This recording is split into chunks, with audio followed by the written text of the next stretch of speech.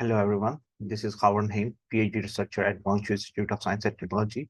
Today, my topic is wearable indoor UWB localization performance in smartphone carrying context and investigative study. These are the contents of my presentation. I will start with introduction, then methodology, investigation, and at the end, I will conclude and show some future work. GPS can locate us by tracking our smartphone. And thanks to GPS technology, we could have the location-based services in outdoor, which could be used to navigating us toward restaurant, fuel station, and cinema. However, GPS is only accessible in outdoor environment and doesn't work indoors. But we have to solve this indoor problem as the demand for indoor location-based services is increasing at a fast pace since people spend most of their quality time indoors.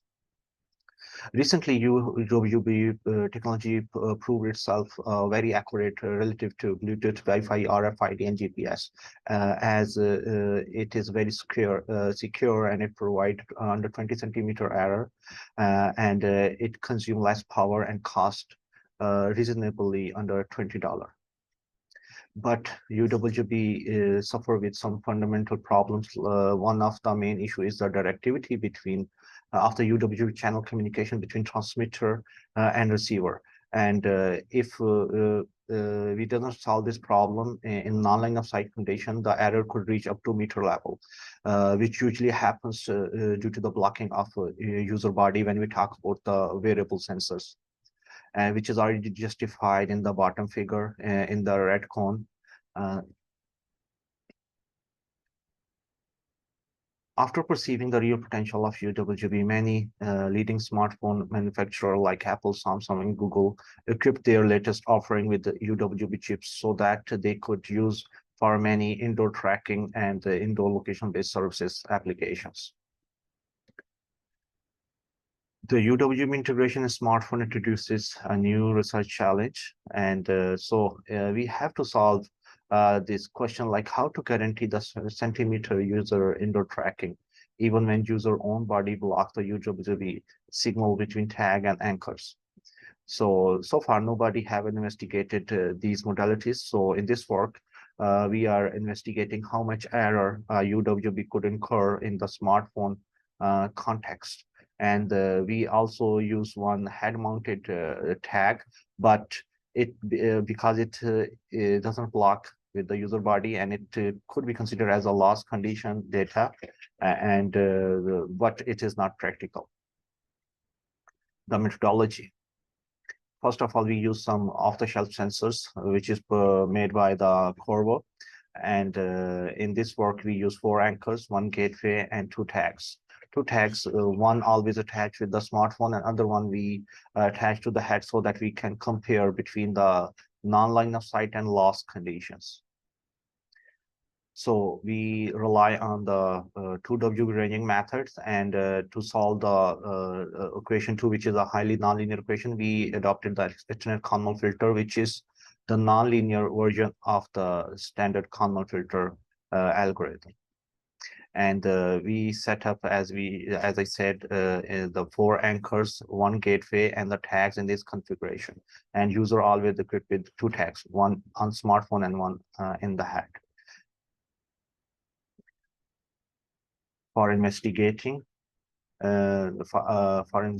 we perform a real-time experiment, which is conducted in room 513 in the San Building, Guangzhou Institute of Science and Technology.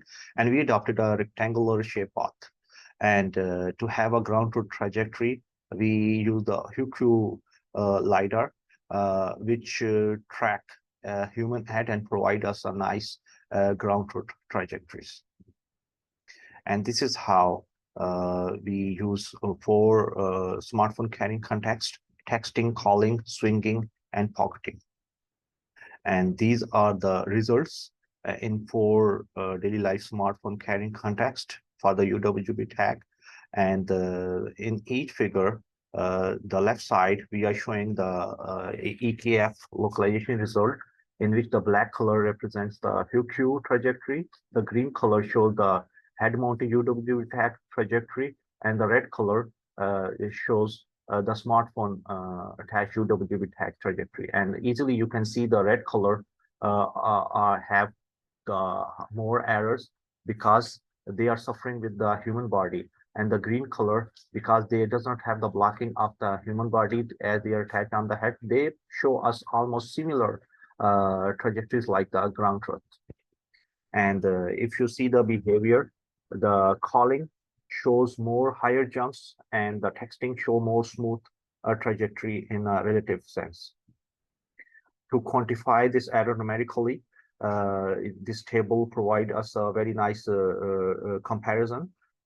If you see the mean error, the calling has the highest 1.14 meter error, and the 90th percentile for the calling pose is also 2.72 meter, which is followed by the swinging 1.89 meter, the pocketing, and the texting. And in all cases, the head-mounted tag provide us a very nice results. In conclusion, we can see relative to head-mounted tag, the smartphone attached tag has more influence from the non-line of sight issue augmented by the pedestrian on body, and the texting placement of UW tag has a relatively less impact of the pedestrian on body blocking than the pocketing, swinging, and the calling locations. And this is the almost the first work to experimentally quantify the UWB pedestrian tracking error in daily life smartphone carrying context.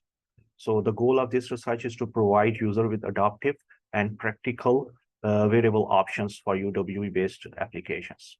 In the light of current outcome, in the future, we would like to address the errors in daily life smartphone and achieve precision tracking accuracy under 20 centimeter.